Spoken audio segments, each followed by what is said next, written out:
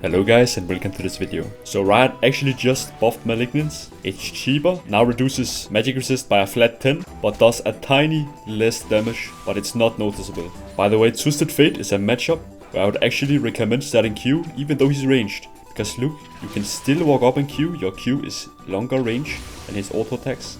So you can get Aryan Scorch proccing from level 1. I'm starting to poke him down really hard, he still hasn't touched me yet and I have 2 parts remaining.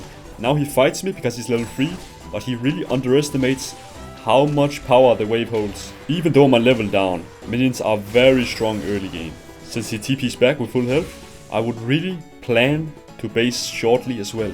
So make sure you use your mana to push out the wave so you can recall yourself, get back at your resources and spend your money. Even though we're gonna lose some minions on the tower, it's just very important we get the base off, keep our tempo high, do not fall behind in items. Because we're buying mana item, we actually don't need Presence of Mind and runes, so I take Last Stand and Tenacity. Tenacity is great against Twisted Fate. Right here, I'm baiting for my jungler, but keep him out of stun card distance until Talon arrives. Then you can walk in, take the stun card, I have a lot of Tenacity loot, I just get out of it instantly, and now we just run him down.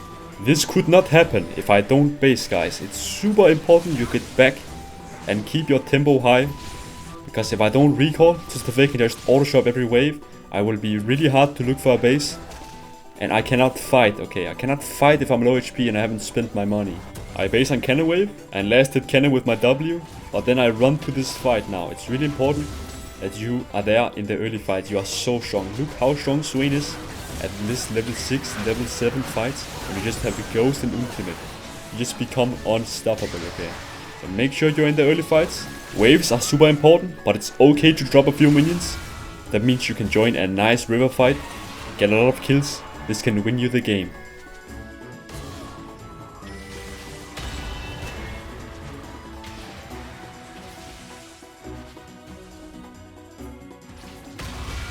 I wait to last hit because I want to give Maokai the assist, but he actually just takes the kill. Since Twisted Fate is back on the map and I'm now low HP, I am off tempo. Twisted Fate can now make plays. Try to ping him missing and make sure to get your base off as well. But since I see him bot lane fully committed, I take this chance to push in an additional wave to make him lose farm on the tower, okay? Use your W here to zone him into you. He gets slowed by W, meaning I can land an easy E.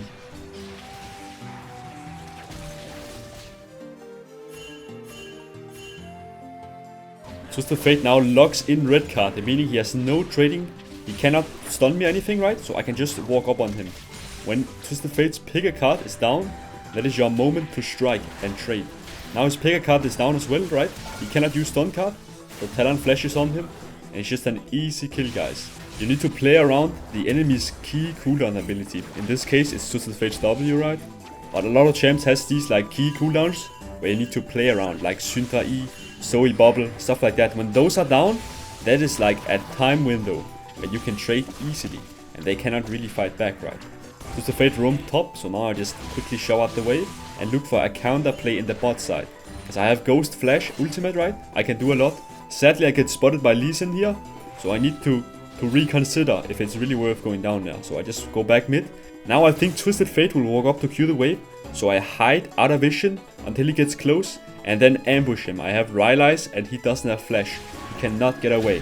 Especially because I have such high tenacity that he will not be able to stun me. Now since Twisted Fate is dead, make sure he loses more than just his life. So push in the wave, so he loses an entire wave on the tower. Now I could either recall or go help my team.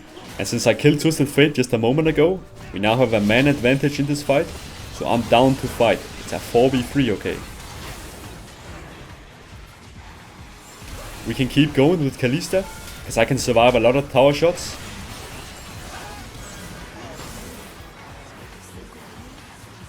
But make sure you get back quickly now, because you're low HP, have a lot of gold.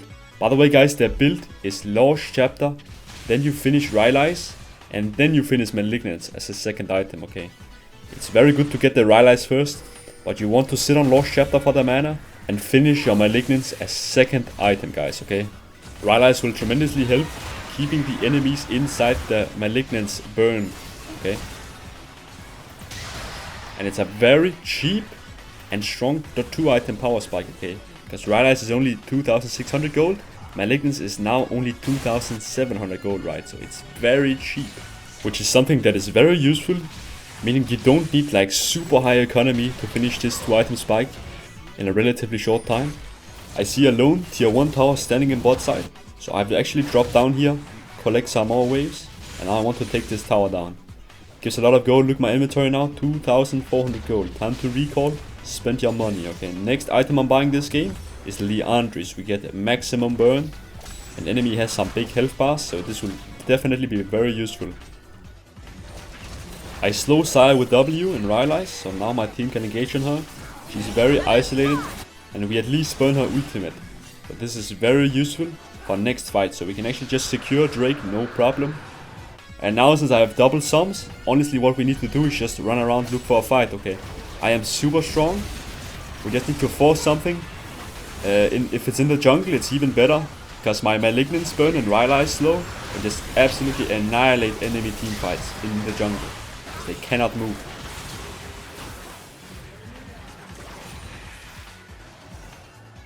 Because there's a wave in bot side, I now go down there, collect that, push in another, run mid and look for fight.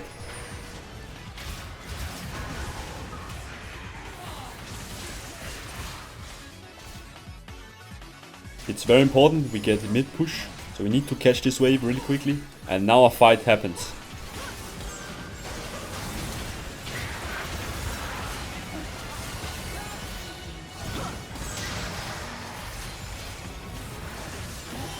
Sadly my ult runs out pretty early on, so now I really only have my Qs and my Liandry damage. But I'm very fed, so I still do a lot of damage. We just need to focus Saya now if we can.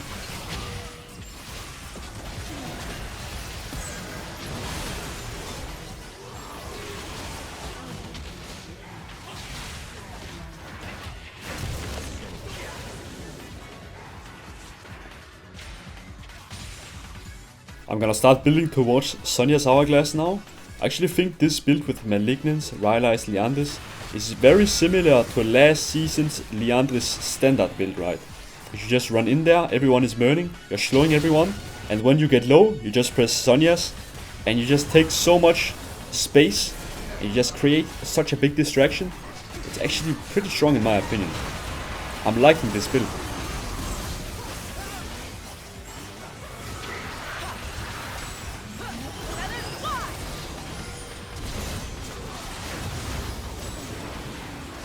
Zone off Twisted Fate with W, but then hold your E, guys, until he walks in a spot where it's impossible to dodge.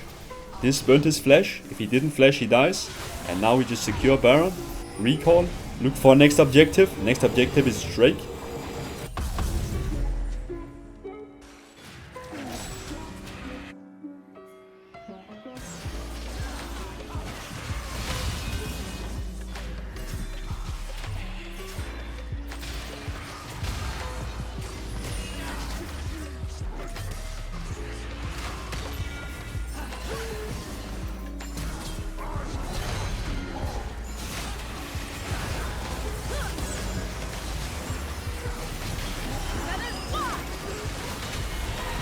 It's very easy to force fights like this when you have Swain W with that pull. Now we secure Drake. I just recall to make sure we catch the waves in top that Lee Sin pushed. After I'm done pushing top, I just regroup with my team and help their fights.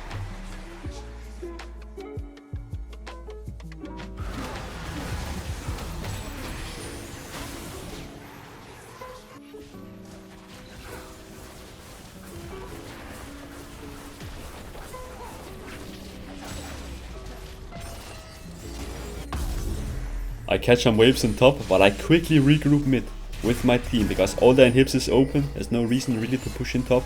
We just take all the inhibs together as a 5-man squad, okay?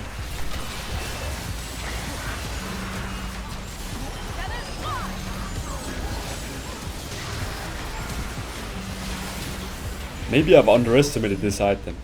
At least now with the buffs, it feels really good. But there's more, guys. I have some more games to show you, okay? Now I play against a Diana mid lane, and I actually went for a little different rune than usual. It's Demolish. I got this recommended from a viewer, and it's honestly not bad, okay? Especially if you're running one of the mana items, right? You don't need the double mana runes. then you can go into the resolve tree, get overgrowth and demolish, or you can just go like the standard overgrowth conditioning. You'll see the value later on. But look at this, she just used Q. So now I can actually just walk up, even though I'm on level 1. Just walk up, auto a few times, Q her. When you're playing against Diana, it's really important that you try and dodge the Q. It's really hard to dodge, because it has like a weird hitbox or anything. But like all melee assassins, they are very vulnerable if you pull the wave and hold it just outside your tower. Because then she cannot trade on me anymore, right? The only thing she can do is trying to crash the wave. But if I'm really good, I can either chunk her really hard or make it impossible for her to crash it. If I get her low enough where I can just all in her, right? She does a good job and now the wave is pushing back to her, but look at this. When she's queuing the wave like this, it hurts my mini wave a lot. So now it's pushing back to me again. I can now continue holding the wave just outside my own tower. I'm starting to chunk her a bit. And once an assassin champ is getting low HP, that also makes you safer, okay? Because there's a less likely to jump on you and try and go for solo kill, right? It's also just easier to set up a gank if she has to permanently overextend. So I actually get help from Xin Xiao now. But unluckily, their Viego is there as well.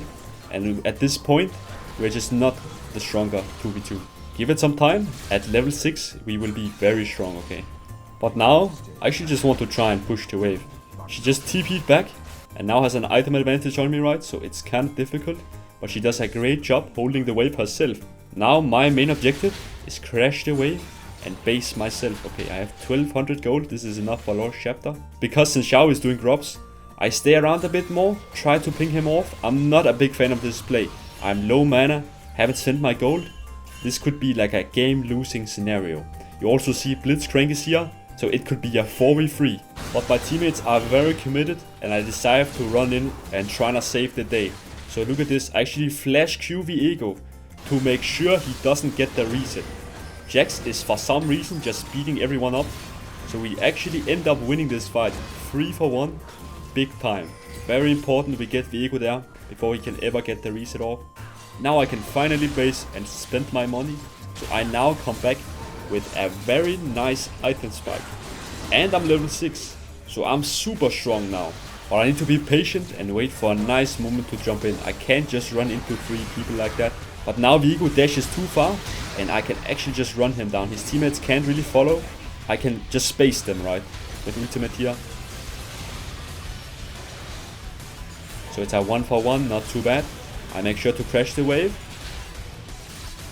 And now I actually wanted to base, but I make up my mind because look at Diana's HP.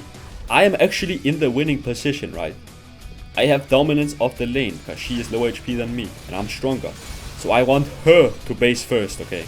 Meaning I get the better recall off, I can even deny her minions on the tower. She can't really fight me here, and with Demolish I actually managed to get a really early plate. Now she recalled, I push in the wave and recall myself, meaning she is gonna lose creeps here. So big win. And now look again, she's gone for a split second, I walk up with Demolish, get another plate. Since Swain has a lot of HP, he actually gets pretty big value from Demolish.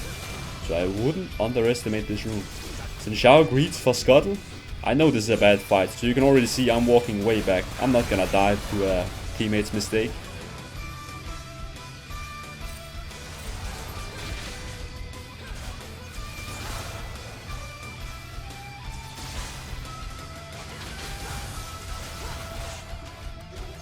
I almost managed to kill Diana here. I get a little bit distracted once Blitz arrives, so I press ultimate.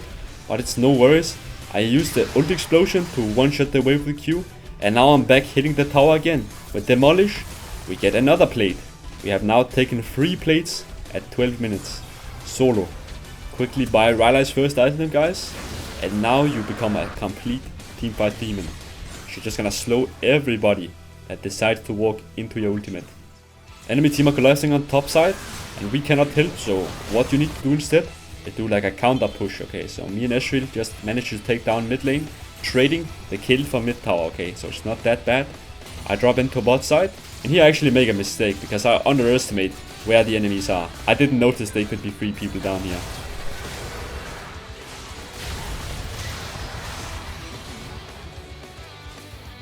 But no worries, it's fine. I come back into the map, cut off Viego and collect his bounty. And since Jax is going bot, I decide to run all the way up top. Camille is pushing, and she's very low HP now. I can maybe kill her. Be patient here with your W, don't just throw it out. Wait until you can see her, and then use it. I get in range of her, and now I'm actually scared of her E cooldown coming back up. So I E flash to make sure we just get it at least. It's 300 gold for a flash, and now I can push out the wave and look for more fights. This team fight here, we actually get insane Malignance value. Look at this.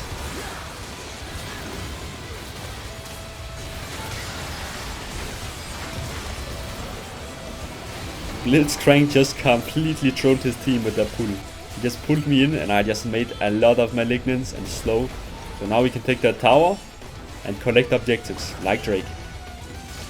But my jungle actually dies in topside now, and they start the Baron immediately. We don't make it in time to stop it, but maybe we can chase them down to take away some of their Baron buffs.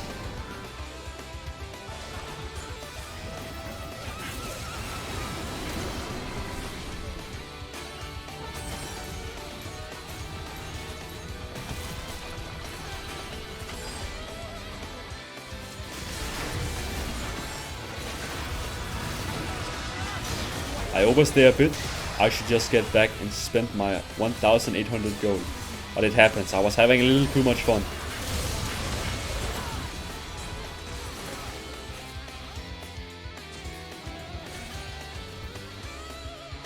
Malignance feels really great in these close proximity jungle fights, where it's hard for the enemies to run away, because they are stuck in choke points.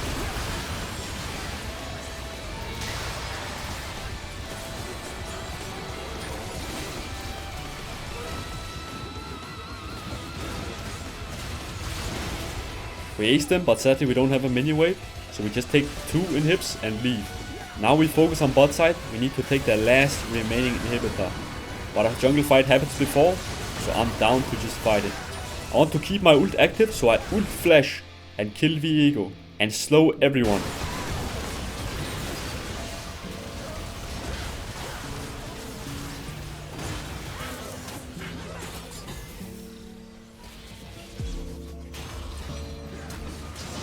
Since we took the inhibitors before, we can just straight up end the game. Let's take a look at a final game of this video, where we're playing against a Zac mid lane.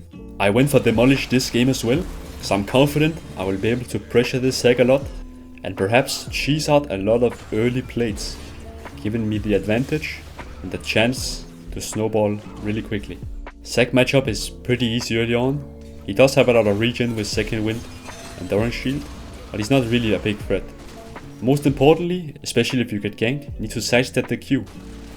But since Meister Xiao is nearby, I can actually just keep chasing them down with Ghost. And now, we can just easily kill Zac's blobs. Graves disrespect how much damage I have and my E.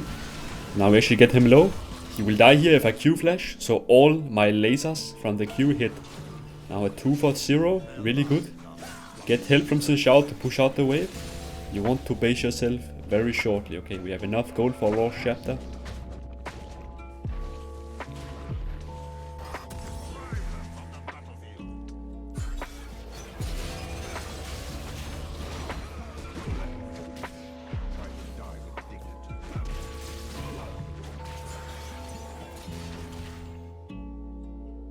He managed to push a big wave, but I just hold this just outside my tower. So again, he's a melee champ, right? He will have to walk up really far.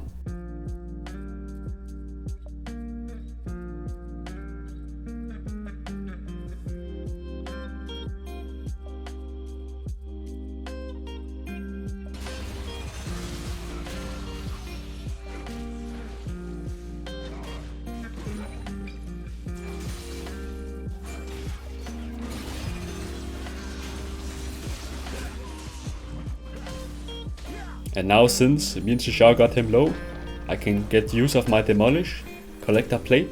Then I base because he's actually healing a lot, so I decide to get Oblivion Orb very early on. And I get a second plate here before 80 minutes. Because of demolish again, guys, actually pretty big value. If you're up against a champion that is not like a control mage that will have lane dominance, you can get a lot of tower damage down.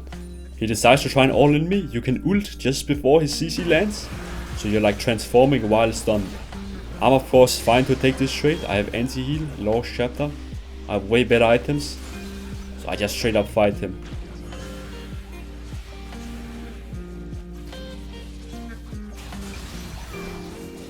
After he's dead, I just quickly push out the wave, take one more plate with Demolish, and recall spend my money. Since Xiao and Senna comes mid to help, we can easily take him down since he doesn't have passive. And now we take down the tower. At 10 minutes, my lead over this sack is insanely high. So now I just need to keep being strong, keep applying pressure to the map, and we will win this game easy peasy. I flash over his sphere to finish him off. And it's especially easy to run around and roam once you take down mid tower, because you can just really quickly push the wave very far up and just run to top, run to bot. Now I'm pushing out bot lane. I have my teammates hovering. We just need to run around as like a death squad. Just take all the towers, take all the objectives. Nobody can really contest us. This is how you snowball and end games quickly. Is once you have a lead, you need to do something, okay? So take all the drakes, run with your team, take a lot of towers, right? Open up the map completely, take their jungle. This is how you get out of control and the enemy cannot just kill you. Or don't overextend, of course. Run back. Remember to spend your gold. Our next objective is the mid lane towers. We want to open up the map even further.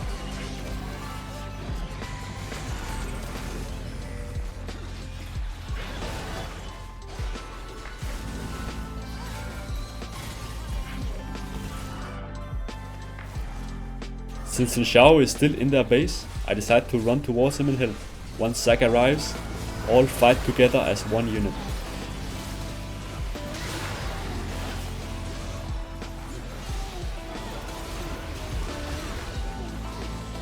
I've actually found some pretty good success with this build, and it feels very good after the buffs, because it's such a cheap 2-item spike.